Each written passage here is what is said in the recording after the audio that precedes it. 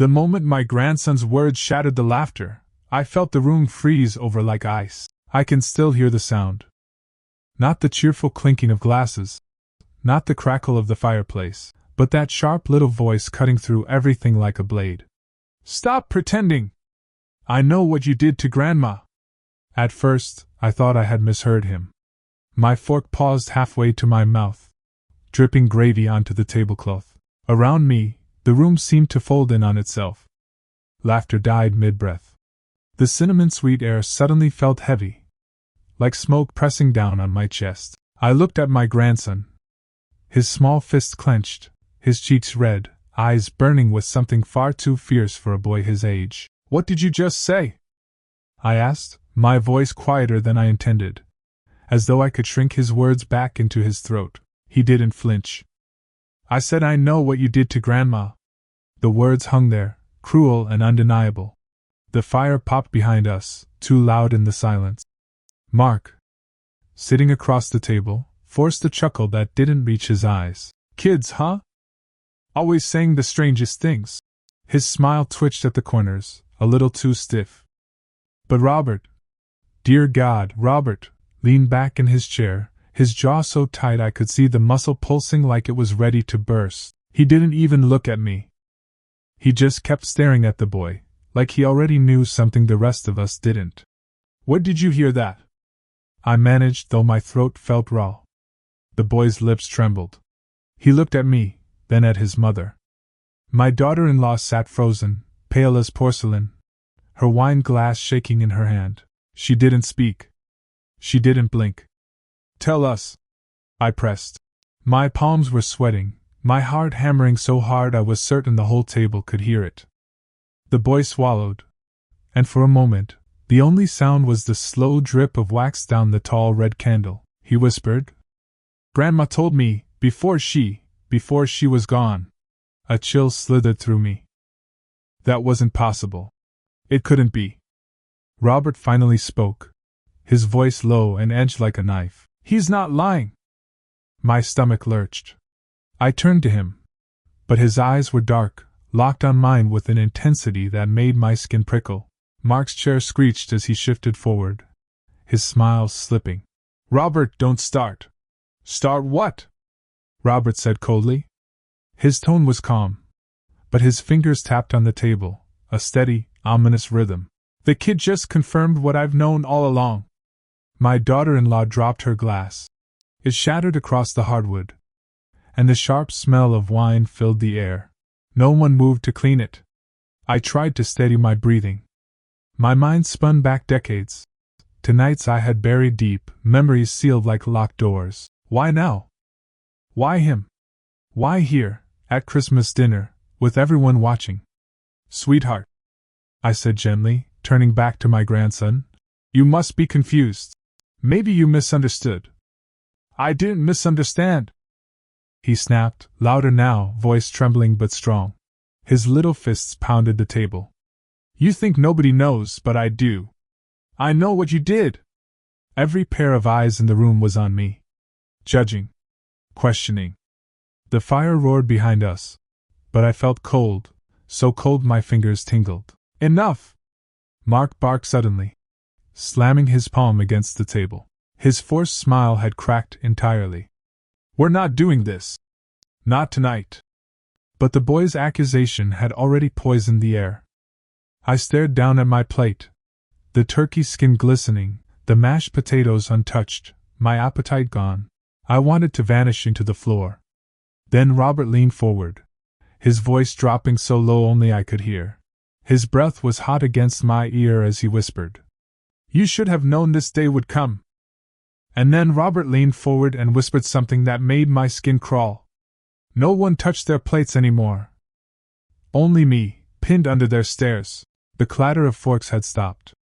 Turkey grew cold on porcelain, gravy congealing in silence. I could feel every eye drilling into me, like the air itself had teeth. Mark was the first to break. He forced a laugh, sharp and hollow. "Kids imagine things," he said, his leg bouncing under the table so hard the wine sloshed in his glass.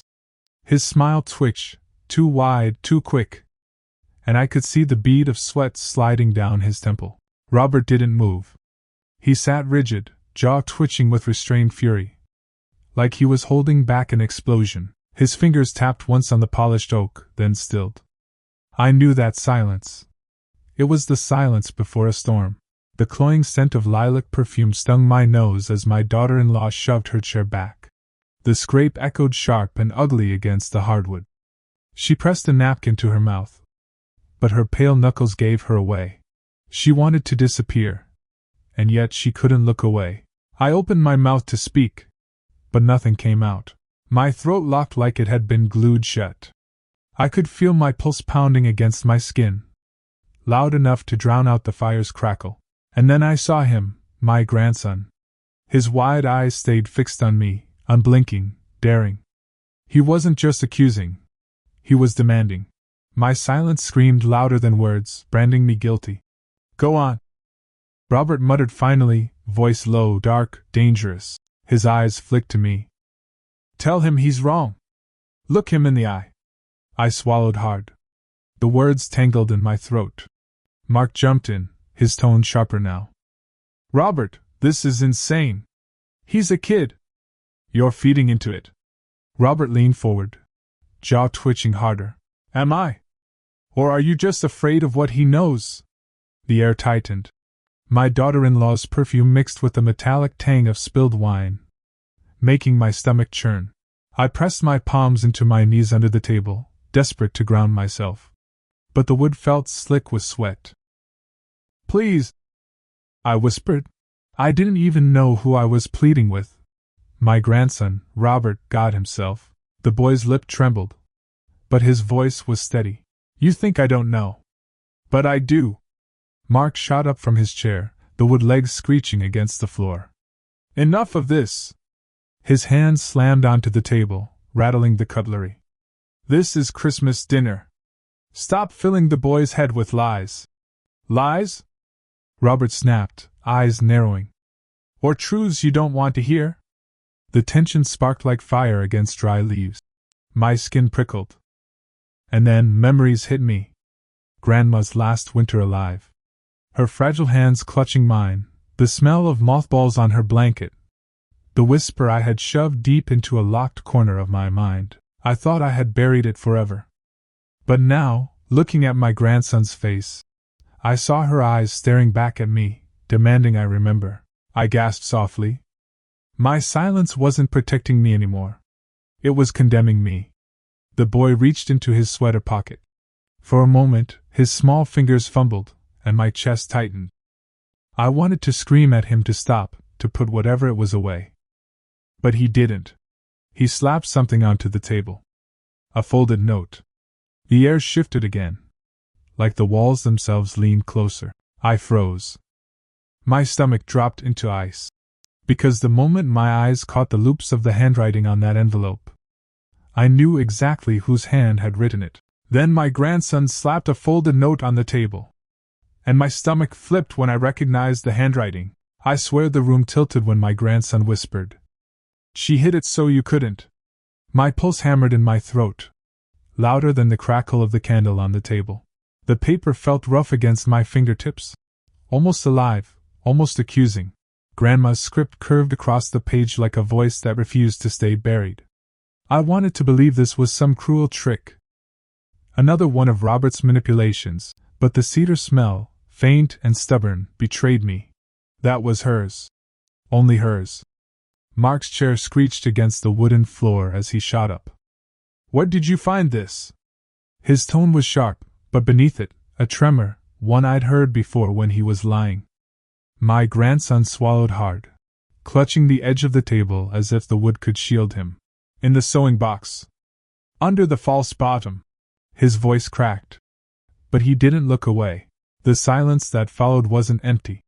It pressed on my chest, heavy, suffocating. Robert leaned back, his grin spreading like oil across water. His fingers tapped slowly, rhythmically, on the arm of his chair. Too calm, too staged. Of course she hid it, Robert said softly, almost purring.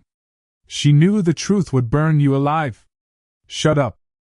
I snapped before I could stop myself. My voice echoed too loud in the small room, bouncing off walls that suddenly felt too close. Grandma's words blurred as my eyes stung: betrayal, lies, hidden pain.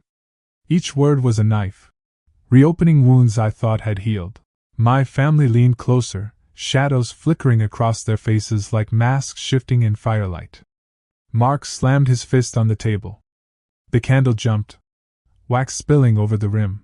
"This is nothing but poison. She was sick. You all know that. But I saw it." The twitch in his jaw, the bead of sweat crawling down his temple, the performance of certainty, unraveling at the edges. My grandson's small hands trembled as he pointed at the page.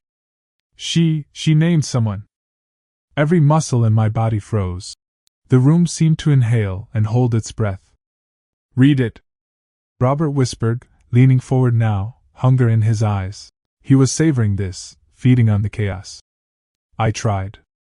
God, I tried. But my throat closed.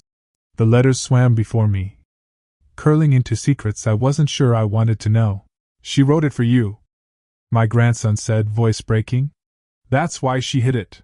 I pressed the paper flat against the table, the ink cold under my fingertips. The shadows leaned closer. My own heartbeat sounded like footsteps rushing toward me. Finally, I forced my voice out.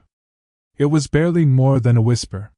She said the person who betrayed her was... The sound of glass shattering cut through my words. Everyone turned. Robert's wine glass lay in shards at his feet, crimson spreading across the floor like blood. His grin was gone. His eyes, dark and unblinking, locked on me. "You don't need to read the rest," he said, his voice lower now, tight, almost shaking. But that was the tell. The first crack. The silence after his words wasn't silence at all. It was the sound of the walls closing in, of every truth pressing forward, demanding to be seen. And when I looked back at the paper, my blood iced over at the final line, where Grandma's hand had written a single name. My lips moved before I could stop them. "She named you." Her words clawed out of the past and tore into our present. The candle flame wavered, and so did I. My hands shook as I read aloud, each syllable dragging claws across the room. "If I don't wake tomorrow, it will be because Robert made life unbearable." The words struck like lightning. My grandson gasped, his tiny fingers curling tighter around the table's edge. The sound of his breath, thin, shaky, seemed to echo louder than the crackling wick. Robert shot up, his chair clattering behind him. His fist came down on the table, rattling the silverware, a fork skittering across the wood like it wanted to escape. "Lies!" His face turned crimson, veins bulging across his temple. "She was sick. Everyone knows she was sick." But his voice cracked on the word sick. That tremor gave him away. Mark rushed in like a soldier covering his commander.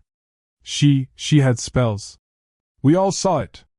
But sweat bled through his collar, dark patches spreading like an infection. I couldn't breathe.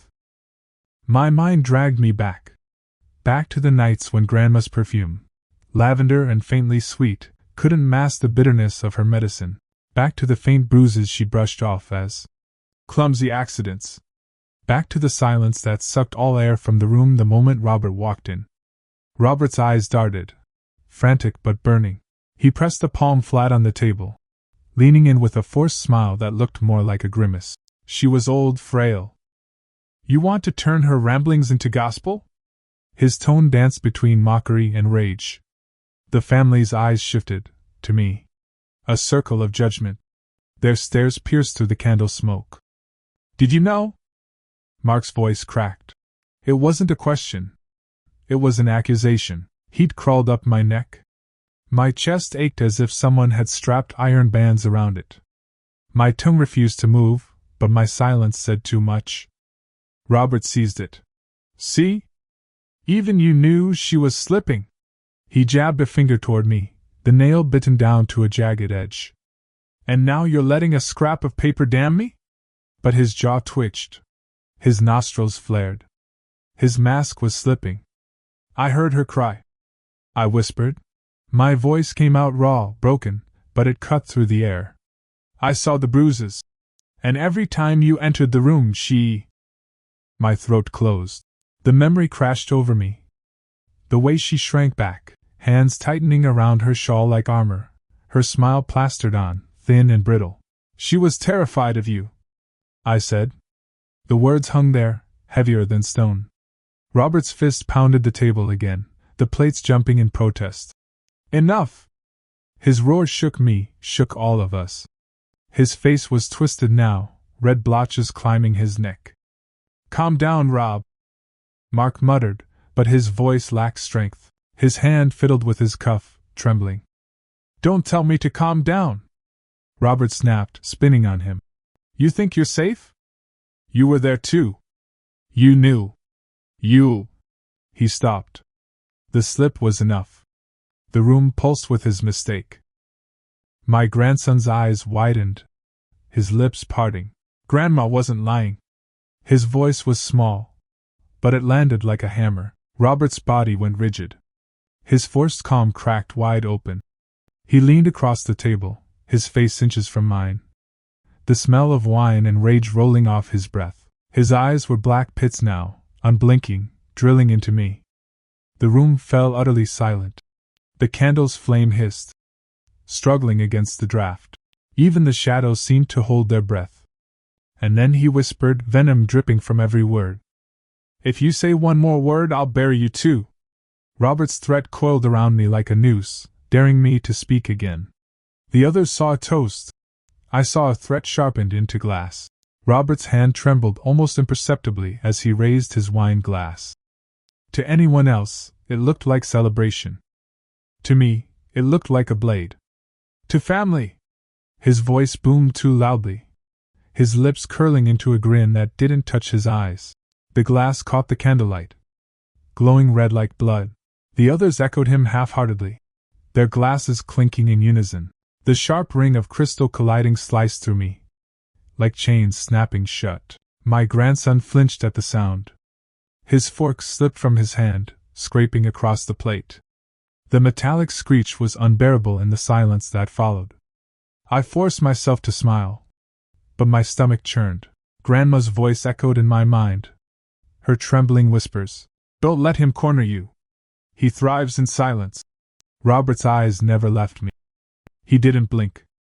His glass tilted lazily in his hand as if daring me to drink, to swallow the poison of his control. I cleared my throat. To family, I muttered, barely touching my glass Tohi's hand my lips.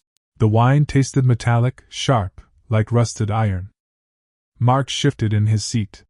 His face glistened with sweat, and his hand brushed his jacket pocket again and again, tapping like a nervous tick. Then, in a flicker of candlelight, I saw it. Something metallic slipping inside. A flash, brief but undeniable. My chest tightened.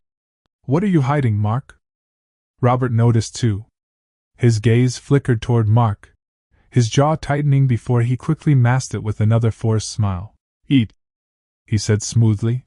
No one's touched the roast. The children obeyed, but their forks scraped against the china like nails on glass. The sound was unbearable, filling every corner of the suffocating room. I reached for my water glass, my fingers brushing against the damp condensation. Anything to ground myself. The air was too hot, oppressive. Sweat trickled down my spine, sticking my blouse to my skin. Lovely dinner, Robert said suddenly, his tone honey but hollow. Grandma would be proud. I wanted to spit the words back at him, to say her letter proved otherwise, but the weight of his stare pressed me into silence. My grandson broke it instead. She hated when you yelled. His voice was steady, sharp, and too brave for a child. The table froze. Robert's smile faltered, a twitch pulling at the corner of his mouth. His eyes darkened, narrowing to slits.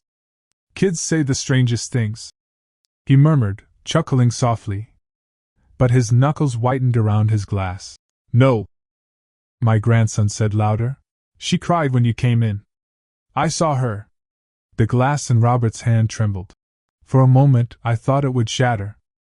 Mark leaned forward quickly, his words spilling out. He's confused. Just a child's memory. But Robert silenced him with a look so sharp it sliced the air. Mark shrank back, fiddling with his pocket again, eyes darting like a trapped animal. I swallowed hard, my pulse pounding in my ears. The room didn't feel like dinner anymore. It felt staged. Every movement choreographed, Robert pulling invisible strings, and we were all his actors, bound to his script. Except my grandson. His glare was different. Real. Defiant. The candles sputtered. One flame dying with a faint hiss. Smoke curled upward, twisting through the heavy air. Shadows danced across Robert's face, distorting it into something monstrous. I tried to steady my breath, but dread clawed at my insides. Every detail screamed at me. The metallic flash in Mark's pocket, Robert's forced calm, the children's hollow stares. And then it hit me, sudden and cold. Robert wasn't the only one covering his tracks. The realization coiled in my gut like ice. Mark had secrets of his own. For years I thought Robert was the only monster. Until Mark made his move. Mark stood abruptly, his chair scraping harshly against the floor. The sound cut through the heavy silence like a blade. "Enough of this," he barked. But the words cracked, betraying his fear. His chest rose and fell too quickly. Beads of sweat clung to his hairline, glistening in the flickering candlelight. I froze. My fingers tightened around my glass, slippery with condensation. My stomach sank when I saw what he pulled from his jacket pocket. Not a weapon, but something colder. A recorder. The kind Grandma used to carry. Its surface was scratched, the metal edges dulled with age, but I recognized it instantly. Gasps rippled around the table. My pulse quickened. My throat tightened. "You kept this?" My voice cracked, more accusation than question. Mark's face drained of color. His lips trembled before words spilled out, rushed and uneven. I was protecting us. Protecting. Or hiding? The recorder looked small in his hand, but the weight it carried was unbearable. I swear I could smell it. The faint tang of iron, mixed with roasted meat from the untouched platters. The stench curled in my stomach, sour and suffocating. Robert leaned back in his chair, slow and deliberate, his grin spreading wider. His eyes gleamed with something cruel. He didn't need to speak. His smirk said everything. Mark had just trapped himself. "You!" I whispered, my voice thin, almost breaking. "All this time?" Mark's jaw clenched. His thumb hovered above the recorder's button, trembling. His knuckles whitened as if he were holding a live grenade. "Mom!" he muttered, softer now. "You don't understand. You lied." My words came out sharp, cutting the air between us. My hands shook, but my voice carried the weight of betrayal. "You stood by me while I drowned, and all this time you had her voice. Her words. And you." The children stiffened. My grandson's wide eyes glistened with unshed tears. He turned to Mark, his small voice piercing the tension. "So you knew?" The room fell silent. Even the candles seemed to stop flickering. Mark turned away, unable to meet his gaze. His throat bobbed as he swallowed hard, his shoulders curling inward like he was shrinking under the weight of that innocent question. "You knew, and you said nothing." My grandson's voice cracked, a mixture of confusion and anger. Robert chuckled darkly. "Oh, this is rich." He leaned forward, elbows on the table, his shadow stretching long across the plates. "Family secrets bleeding out. You see, boy, monsters don't always live where you expect them." "Shut up," Mark snapped, but his voice faltered again, ragged, desperate. He pressed his free hand against the table, steadying himself. The candlelight caught the sheen of sweat on his temple. Robert smirked, savoring every second. His eyes flicked between us like a predator watching prey tear itself apart. I wanted to scream, to rip the recorder from Mark's hand, to make him answer. But my body betrayed me. My tongue stuck to the roof of my mouth. My silence condemned me as much as his. Inside, my mind spun. What did he capture? What has he hidden? What will this reveal? Mark's breathing grew shallow. His eyes darted to the children, then back to me, then down at the recorder, as though deciding whose judgment was worse. "Mom," he whispered hoarsely, "I swear I was trying to keep us safe." "Safe?" I spat the word like poison. "You let me suffer while you held the truth in your pocket." The metallic tang in the air grew stronger, suffocating. My pulse throbbed in my ears. Robert broke the silence again, his tone almost gleeful. "Go on then, Mark. Play it.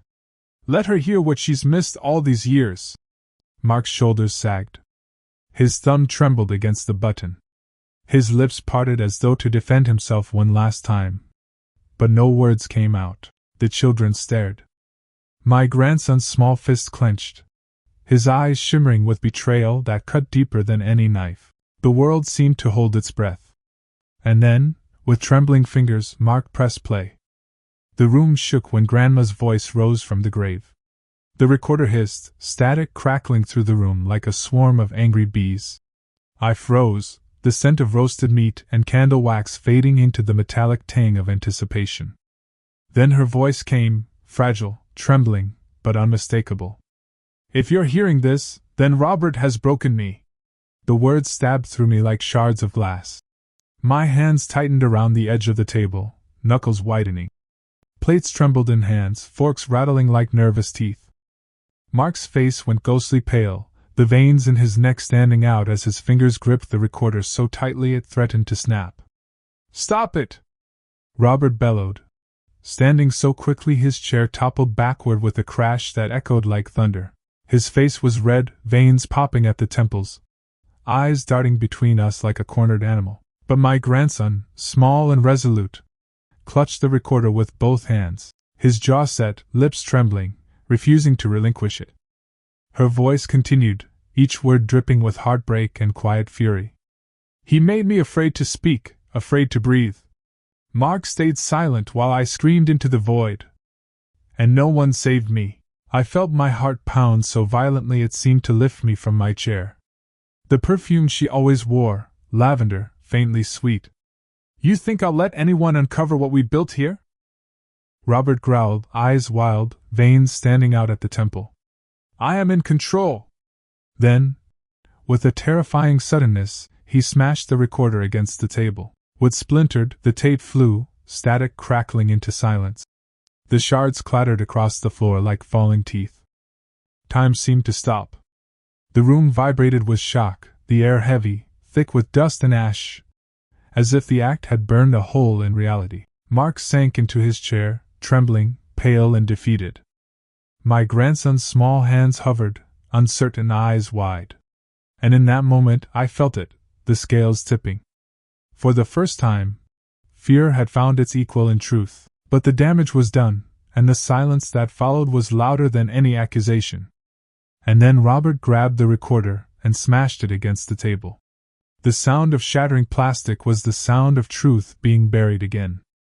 The recorder exploded against the floor, fragments scattering like brittle bones. My heart lurched, and for a moment the room went silent except for the soft hiss of static fading into nothingness. Robert's breathing was ragged, loud and uneven, echoing against the walls like a warning drum. He loomed over me, and the heat radiating from him felt like an invisible fist pressing into my chest. His voice, low and venomous, slashed through the room. "Say one more word, and you'll regret it." I felt my grandson clutch my arm, small fingers gripping tightly as if my skin could shield him from the storm. His tears burned into my sleeve, innocent and urgent. Mark's voice broke through the tension, cracked and desperate. "Dad, stop!" But his plea only made the truth sharper, exposing him like a child caught in a lie he had long tried to hide. I watched his shoulders slump under Robert's gaze, beads of sweat glinting along his temples. Fear had turned his face into a map of guilt. Robert's mask finally cracked. The polished, controlled predator slipped for a moment. His jaw twitched, nostrils flaring. Sweat dripped down his neck, soaking the collar of his shirt, and the bitter tang of spilt wine mixed with the warmth of roasted meat, thick and suffocating. The smell clawed at my senses, making my stomach twist with the memories I had buried for so long. I felt a surge inside me, a mix of rage, grief, and desperation. Grandma's face flashed in my mind, frail, pleading, her perfume faint but lingering, the tremor in her hands as she begged for mercy she never received. Every memory burned hotter than the candle flames flickering in the tense air. The family watched, paralyzed, fear etching deep lines on their faces. Forks hovered over plates, forgotten. Glasses clinked accidentally, sending sharp sparks through the silence. And then, my grandson's voice rang out again, small but unwavering. "You hurt her! You both did!" Robert froze, like a predator caught in a mirror, eyes wide and dark, veins prominent against pale skin. He glared at my grandson, a mixture of shock and fury. But he didn't move. For a brief moment, the power in the room shifted, though the air remained heavy with tension, almost physically pressing against us. Mark sank into his chair, chest heaving, trembling hands pressed against his knees. His guilt was palpable, radiating like heat from a furnace. I felt my own hands clench, nails digging into my palms, as if gripping could anchor me against the chaos. Robert's voice returned, quieter now, but no less dangerous. "You think this changes anything?" His words hissed, venomous and precise, each one a dagger. "You think exposing lies undoes what's been done?" The candlelight flickered violently, shadows dancing across his face, making his expression look monstrous, almost inhuman. My eyes darted to the fragments of the recorder, the small tapes sticking out of the shattered plastic like a wounded thing. It had held Grandma's voice, her truth, and now it lay broken, but her presence lingered. I could still feel her eyes on me, urging me, demanding justice in a way she never could in life. The smell of spilt wine, bitter and sharp, filled my nostrils again. My chest heaved with each breath, the heat in the room unbearable. I knew, if I didn't act, the cycle of fear and silence would continue.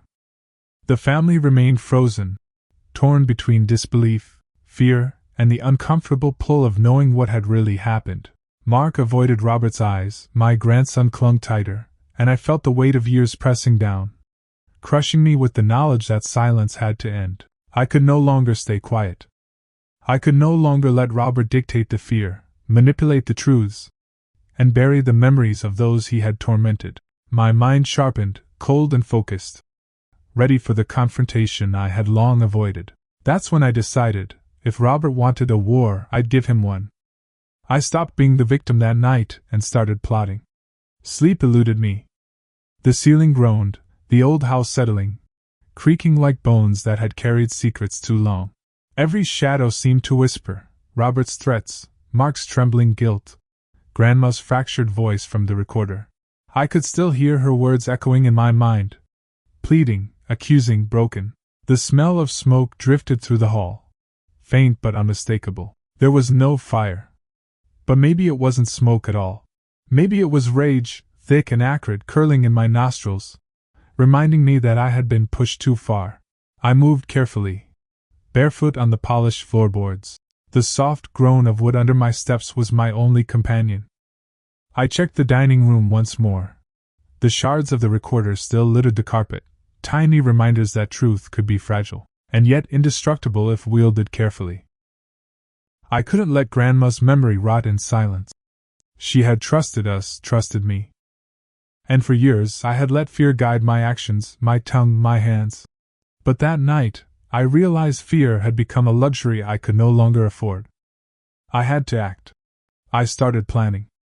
My mind, sharp and relentless, traced every misstep Robert had made, every arrogance, every flourish of control that made him think he was untouchable. Mark's weakness, his guilt, his silent compliance, was another thread I could pull. I tested the air, whispering questions under my breath, imagining Robert's responses. Would he flinch? Would his polished smile crack? I felt a thrill run through me at the thought of him unraveling, piece by piece, under the weight of his own deceit. Small traps had to be set. Questions that seemed casual but cut deep. Devices hidden in corners, capturing every word, every glance, every hint of overconfidence. I replayed the past in my mind. The night I'd seen Mark sneaking into Grandma's sewing room, his hands trembling, face pale. That scene would become leverage. Every tiny act, every flicker of hesitation, every small betrayal. I catalogued them meticulously. I glanced at my grandson, asleep in the next room. Even in dreams, his innocence shone, burning like a small, fragile flame. He deserved the truth. He deserved to see justice. I couldn't let him inherit silence and fear. Not him. Not anyone else in this house who had loved and lost, who had been manipulated into obedience.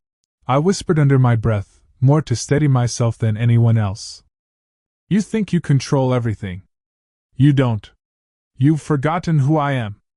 My words hung in the air, sharp and cold. Hours passed, though I barely noticed. The night was a canvas, and I was painting a path of reckoning. Questions planted in casual conversations. Subtle probes to gauge reactions. I would watch, record, wait for Robert's arrogance to undo him. Mark's weakness would betray him, inevitably. I felt the first stirring of control coursing through my veins. A heady mix of fear and power, grief and determination. The house itself seemed to hold its breath. Even the old grandfather clock ticked slower, as if acknowledging that something fundamental was shifting. Every creak, every shadow, every whisper of air against the walls became part of my plan, a silent witness to the strategy forming in my mind. And then, as if the universe wanted to test my resolve, the phone rang. Sharp, deliberate. My chest tightened. I picked it up, heart hammering against my ribs. The voice on the other end was too calm, too measured. Robert, we need to talk. Alone. I didn't answer immediately. Every instinct screamed danger. But I also knew this was the moment my plan would collide with his arrogance. His calm voice told me everything. Robert was desperate. The old study smelled of cigar smoke and stale leather. A suffocating haze that seemed to press against my lungs. Every book on the shelves, every heavy curtain, felt like it was listening. Robert's shoes thudded against the polished floor, steady at first, then uneven.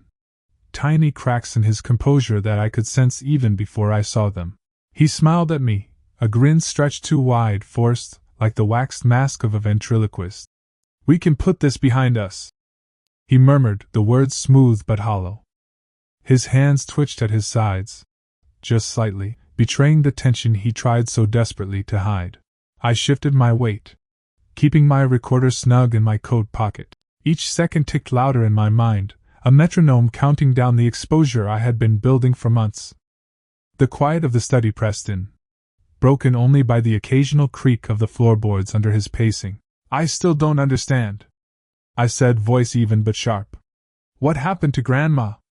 Why did it have to be her? His grin faltered for the briefest moment. Rage flashed in his eyes, quick as lightning, then vanished under the practiced mask of composure. She was weak. He spat, venom coating the words. Then, as if to erase the bite, he laughed. Light and airy, the sound bouncing off the walls like broken glass. Each slip, each forced smile, every flicker of imperfection, was gold to me. He circled the room like a predator, feet heavy, fists clenching and unclenching. His voice dripped with authority. But it wavered now, just beneath the surface. I noted every micro-expression, the twitch of a jaw, the tightening around his eyes, the brief pause before he spoke. He thought he was still in control. I let him talk, letting his arrogance fill the space, every word a trap I had woven months in advance. I probed carefully, asking about past dinners, questions about money transfers, about why Mark always looked so uneasy. His hands gestured broadly, knocking a stack of papers, a clumsy attempt at dominance that only betrayed his rising panic. The air smelled of burnt tobacco and something metallic, like iron from old hinges or perhaps fear itself. My heart pounded, not from panic, but anticipation. This was the moment I had been preparing for. Robert's veneer was cracking. Every word I baited him with chipped away at the polished lie he had spent decades perfecting. I could see it now, the tiny hesitations, the split-second twitches, the imperceptible grind of his teeth. He was unraveling. And I had every intention of recording it all, every confession, every slip, every veiled threat he thought he could make with impunity. I took a step closer, voice calm but carrying the weight of accusation. Tell me about the night you locked her in her room. Did you ever feel an ounce of guilt? His eyes blazed, the room seeming to shrink around him. Don't. He started, but his voice cracked like brittle wood. The grin returned instantly, overcompensating, two wide teeth flashing. His hands trembled now ever so slightly. I smiled inwardly, feeling the rhythm of the trap I had set. I was patient, letting the tension swell, letting his panic build without realizing he was already ensnared. Every step he took, every breath, was feeding my strategy. And then the door burst open. Mark stumbled in, eyes wide, hands shaking, the sound of his urgency tearing the room's fragile tension apart. "Dad!" he shouted. Robert froze. A perfect statue of control shattered in an instant. His chest heaved, his eyes darting from Mark to me, then to the recorder I subtly shifted in my pocket. The thud of Mark's boots on the floorboards echoed like a gunshot, and suddenly, the carefully constructed calm of the study was gone. Everything unraveled in that heartbeat. And then Mark burst into the room. And everything unraveled. Mark's arrival was the spark that lit the entire powder keg. He burst into the study, face flushed, chest heaving. "Stop lying, Dad!" His voice cracked, raw with desperation and long-buried fear. The air shifted instantly. Robert froze mid-step, the practiced mask of control faltering. I could see it. The twitch of a jaw, a momentary tremor in his hands. His eyes, once a fortress of arrogance, now darted around the room, wild and searching. My recorder, safely hidden in my coat, captured every inflection, every stammer, every crack in their carefully constructed lies. I felt my pulse hammer in my ears, the tension almost tactile, like static electricity dancing across my skin. Mark's voice broke again, smaller now, quivering. I helped him hide it. Grandma's final letter. I didn't want to lose him. I was scared.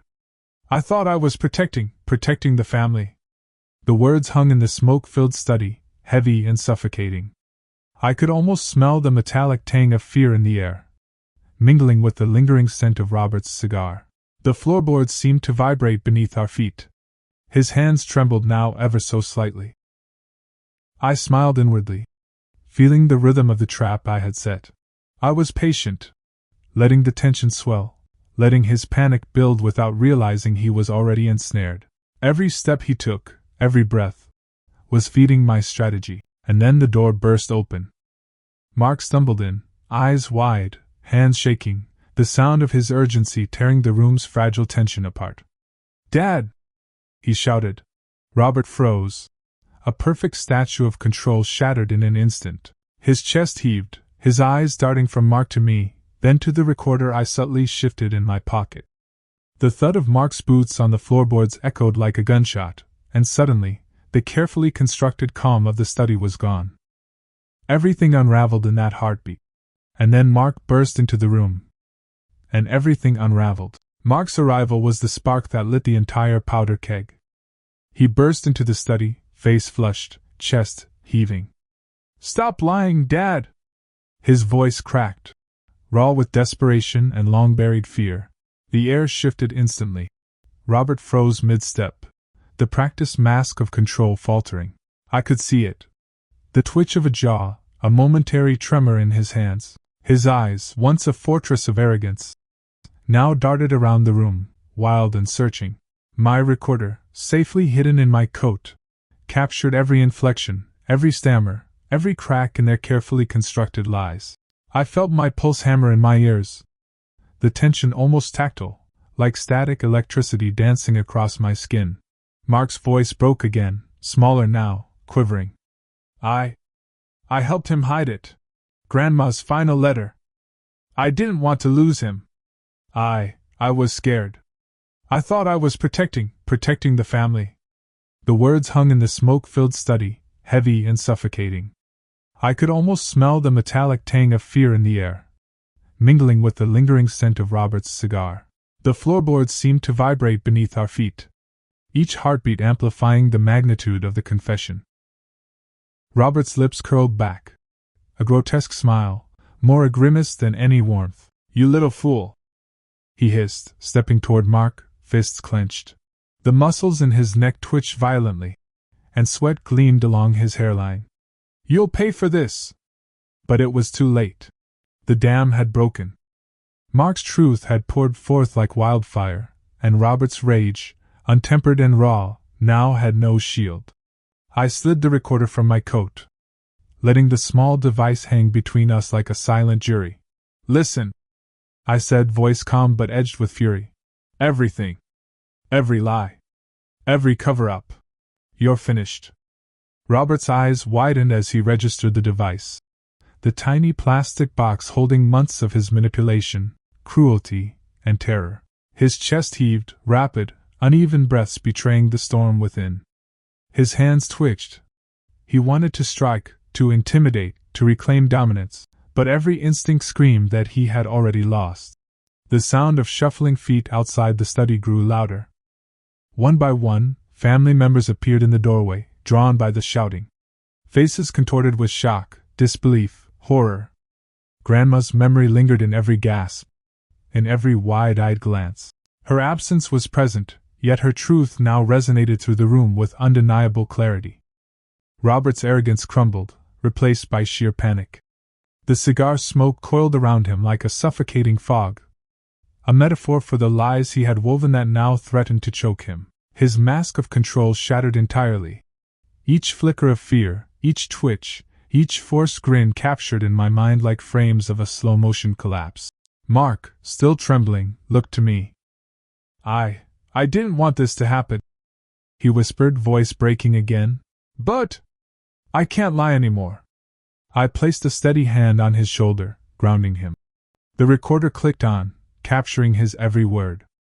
The weight of unspoken secrets hung like a storm cloud, and for the first time in decades, the truth had no place to hide. Robert lunged, a final desperate attempt at intimidation, but the presence of the family, the recorder, and the undeniable truth froze him mid-motion. He staggered, eyes wild, mouth open in a silent scream.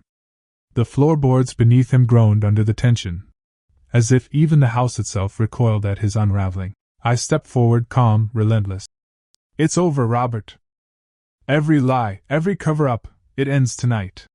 He glared at me, a maelstrom of fury and desperation.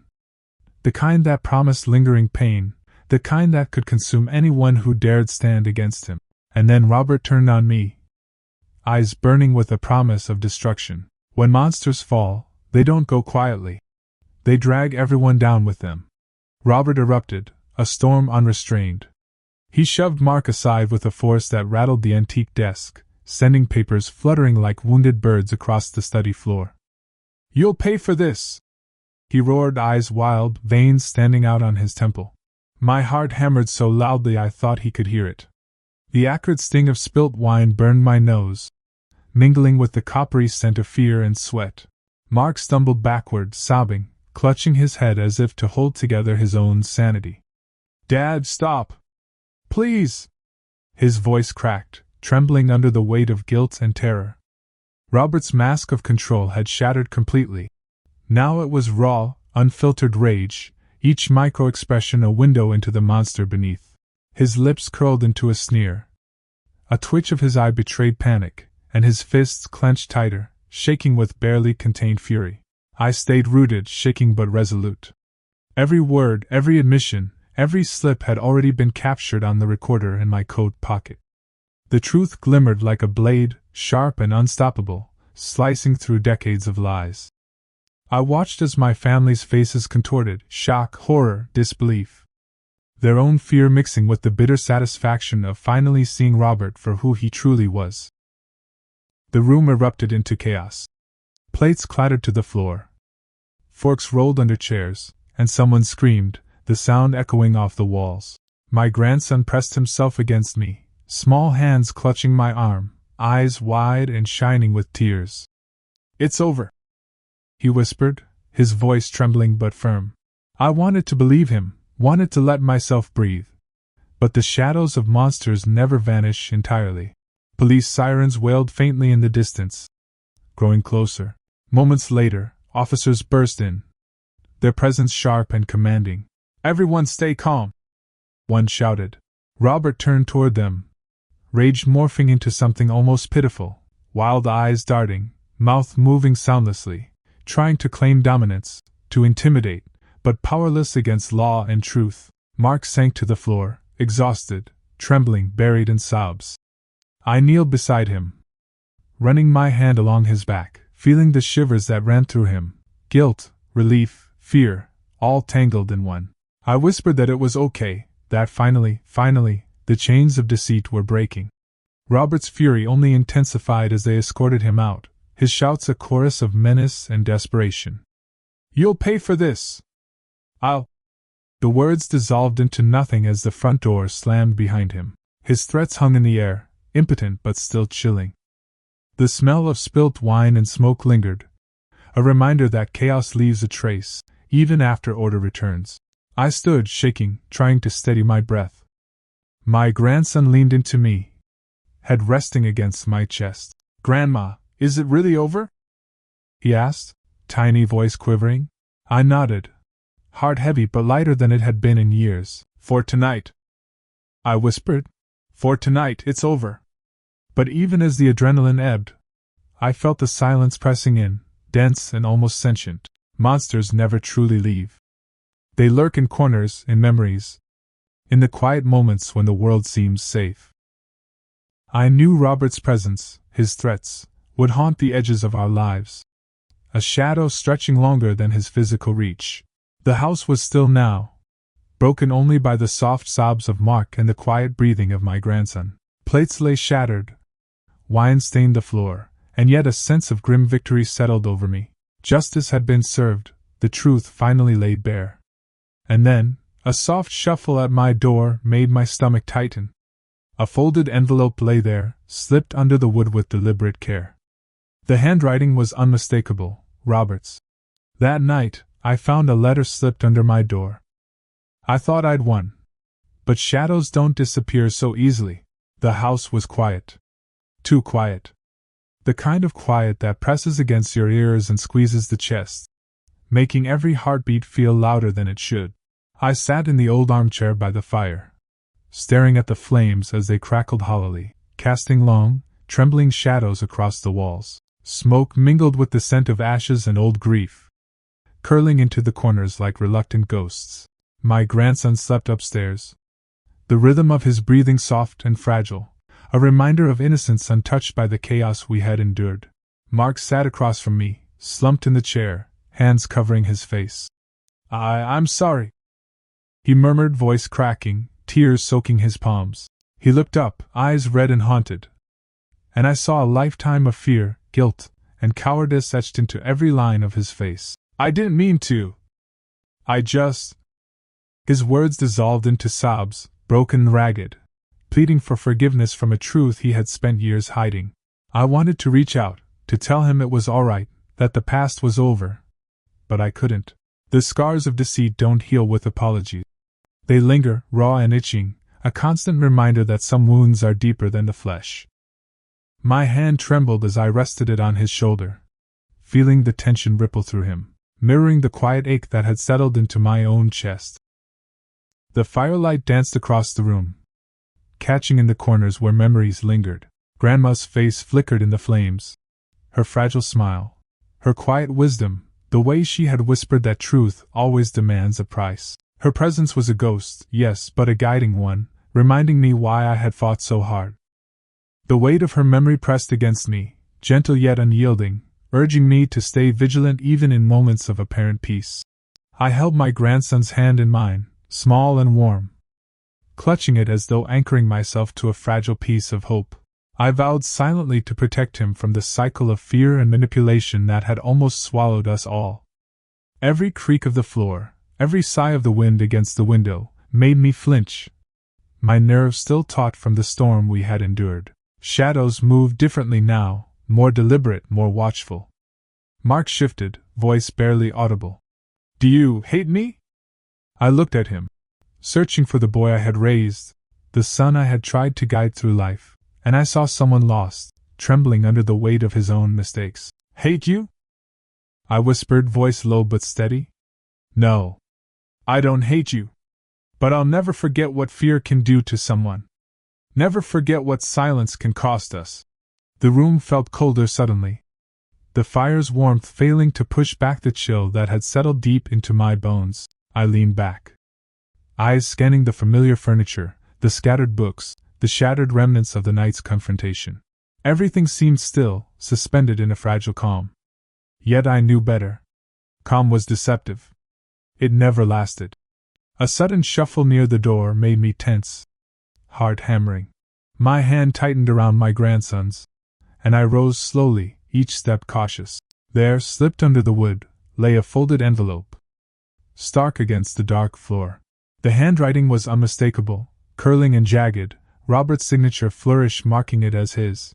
A chill ran through me, a reminder that monsters never truly vanish. I picked up the letter, fingertips brushing the paper with both dread and anticipation. The room seemed to hold its breath, shadows leaning closer, waiting. I knew that whatever words lay inside would carry the same venom, the same manipulative cruelty, the same lingering promise of chaos that Robert had always wielded so effortlessly. The fire crackled once, then settled into silence, mirroring the tension in my chest. I exhaled slowly, bracing myself for what was to come. The past had been uncovered, the truth laid bare. But the shadows were patient. They waited for the slightest falter, the smallest moment of weakness, to creep back into our lives. And then I opened the letter, written in Robert's unmistakable hand. I had thought it was over. But some darkness never leaves. The envelope felt heavier than it should have, its paper rough under my fingers, edges crisp as though Robert had handled it with deliberate care. I slid the letter from its casing, the familiar curl of his handwriting immediately sending a chill down my spine. The firelight flickered, weak now, as if even the flames were wary of the words I was about to read. I unfolded the paper slowly, each movement measured, every breath sharp in my chest. The ink smelled metallic, fresh, like blood that had yet to dry. My stomach sank before I even read a line, anticipation coiling with dread. "You think this ends here?" It began, letters jagged, mocking, each word a calculated dagger. "You, who believe victory tastes sweet. How naive." I felt my hands tighten, knuckles whitening. Memories I had tried to bury surged. Christmas dinners where his forced cheer hid malice, whispered arguments in empty hallways, Grandma's fragile face trying to soothe the storm I had failed to stop. He referenced them all, precise, personal. My pulse throbbed in my ears. A chill ran through me, a reminder that monsters never truly vanish. I picked up the letter, fingertips brushing the paper with both dread and anticipation.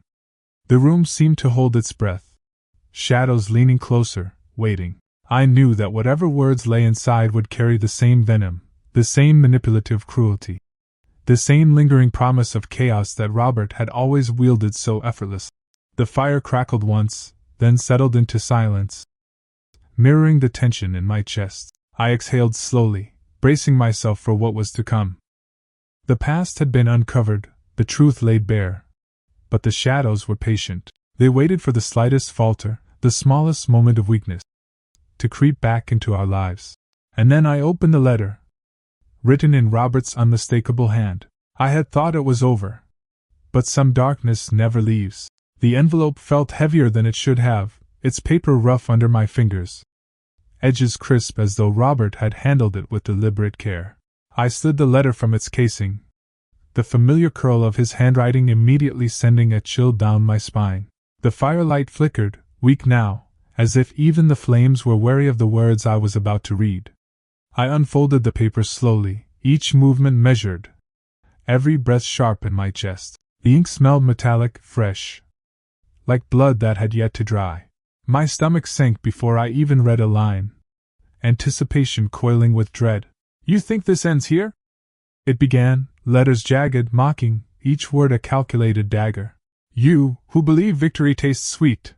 How naive." I felt my hands tighten, knuckles whitening. Memories I had tried to bury surged. Christmas dinners where his forced cheer hid malice, whispered arguments in empty hallways, Grandma's fragile face trying to soothe the storm I had failed to stop. He referenced them all, precise, personal. My pulse throbbed in my ears. He didn't just remind me of past horrors. He twisted them. Remember the night she burned the cookies, trying to make peace? I remember. She smiled through the smoke, and you laughed. How fitting that even in death. Her ghost despises your laughter. I swallowed hard, a metallic tang of fear filling my mouth. His words weren't just letters. They were shadows creeping across the room. The fire crackled nervously, as if echoing my unease. You think you've saved your grandson? Wait until he learns what you kept from him. My heart jumped. My mind raced through every secret I had kept to protect him. Every half-truth, every omission. The letter wasn't just a threat. It was a mirror, reflecting the fragility of my control. I glanced at the quiet house. Shadows pulled in corners, stretching their fingers across furniture, crawling along the walls like they knew something I didn't. Mark sat quietly, head bowed, still recovering from his own reckoning, unaware of the venom now seeping into our lives. The boy upstairs slept, innocence intact yet fragile. He may be locked away. The letter continued. But I am still inside your walls. Every creak, every sigh, every shadow you mistake for the house settling, that is me. Watching. Waiting. Laughing with ghosts you think are gone. I felt the temperature drop suddenly, the warmth of the fire failing against the cold that seeped into my bones. My fingers shook not just from fear, but from the weight of being seen, truly seen, for every misstep, every secret, every moment of vulnerability. Robert had built a prison in ink and paper, and now I was trapped inside it. The letter's final lines were the cruelest, the most intimate. You celebrate survival as if it absolves you, but truth has a way of slipping through the cracks. I will never leave. You can lock doors, call police, erase evidence. But I am memory, I am consequence. I am the echo of everything you ignored. I dropped the letter onto the table, letting it flutter like a fallen bird. The room was silent, yet every sound was amplified. The faint tick of the clock, the sigh of the wind, the soft rustle of pages from the book Mark had left open. Shadows swayed and lingered, heavier now, pressing close to the edges of the room, thickening the air with menace. I gripped the armrest of my chair, knuckles white, trying to steady myself. Every instinct screamed that this was no ordinary message. It was a declaration of ongoing war, psychological siege. The house, once a refuge, now felt like a cage. I exhaled slowly, knowing that no matter how much I had uncovered, no matter how carefully I had orchestrated justice, the story was far from over. Darkness doesn't vanish. It only waits for the right moment to remind you that victory is fleeting. As I folded the letter, I knew the real story had just begun.